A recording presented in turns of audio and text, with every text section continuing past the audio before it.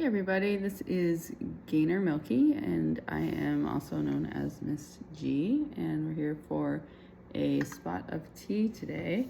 And tea is trauma, empowerment, and action, and we spend most of our time on empowerment and action.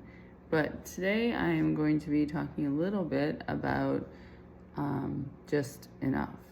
And this comes from Paul Friedman's training from the Marriage Foundation, but it really does apply to everything in life, I think. And it's really the separation between the body, the mind, and the soul. And focusing in on that, I know we often will say things like we need to practice yoga to bring together the body, the mind, and the soul. But you think about separating them and holding them separate as you go throughout the day, that can be very powerful, because if you're driven by your mind, that's oftentimes where we get very reactive, and it's what we think and the little boundaries and boxes that we put around things from our mind that keep us from really feeling what the soul is, which is peace, love, and joy and harmony.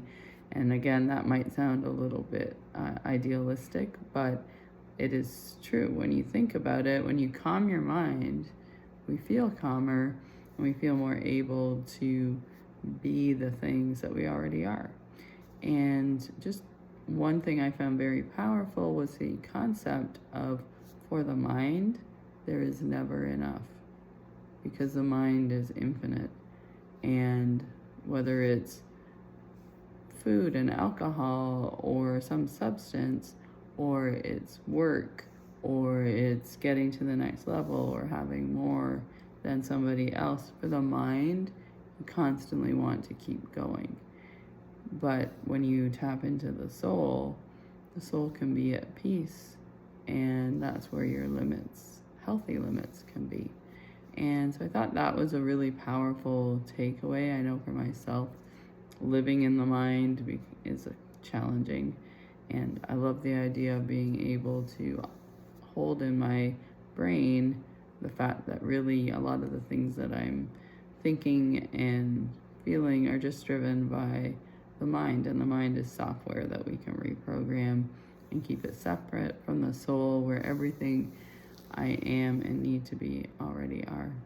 So that's our cup of tea for today, and I hope you found that helpful, and maybe you want to journal about this concept of keeping body, mind, and soul truly separate.